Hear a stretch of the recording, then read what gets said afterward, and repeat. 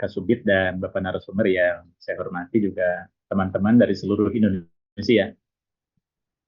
Formulasi asnaf zakat selama ini yang berkembang di masyarakat, yang pertama, zakat fitrah itu dibagi 8 asnaf.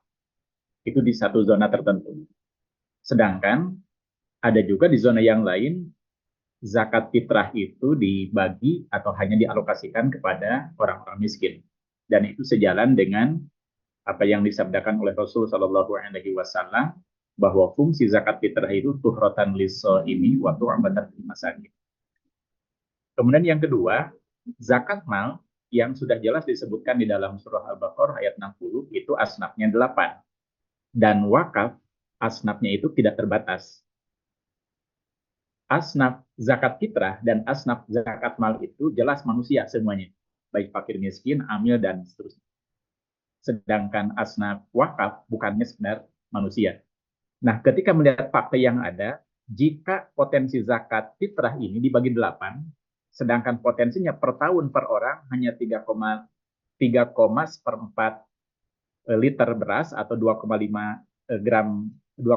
kilogram beras, maka menurut hemat saya, target pengentasan kemiskinan paling rendah mengurangi kemiskinan tidak akan terkejar dengan memecah potensi zakat fitrah.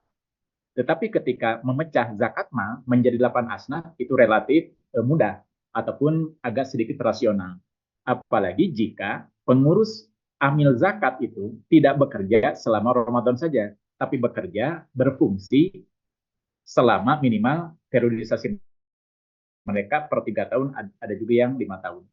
Tetapi sampai detik ini, fungsi ataupun efektivitas, efisiensi kinerja UPZ itu belum maksimal menurut hemat saya. Oleh karenanya, penyelenggara zakat dan wakaf Kementerian Agama Kabupaten Sukabumi melakukan inovasi, berinisiatif melakukan pendampingan secara khusus di tahun 2026 ini ke masjid-masjid besar untuk melakukan sosialisasi tentang fungsi pengurus UPZ sendiri. Kemudian yang terakhir, jika potensi wakaf ini diberdayakan dengan sebaik-baiknya, mohon izin saya untuk mengambil sebuah inspirasi yang sangat luar biasa dari satu ormas terbesar di Indonesia, itu Ormas Muhammadiyah, maka potensi wakaf ini betul-betul dahsyat sekali, dan rasa-rasanya keluarga besar Kementerian Agama dan mitra-mitranya untuk berguru juga kepada ormas dimaksud.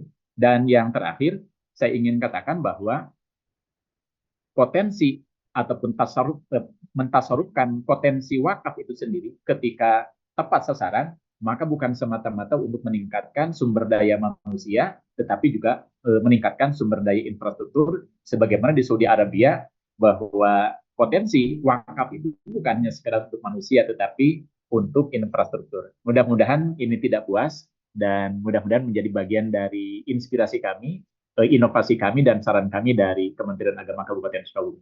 Assalamualaikum warahmatullahi wabarakatuh.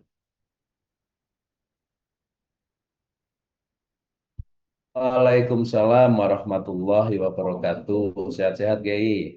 Sehat, alhamdulillah, salam.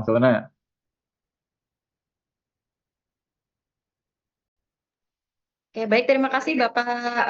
Ini kebetulan 4 penanya Bapak-Bapak semua ya. Oke, pertanyaannya sudah kami tampung. Nah,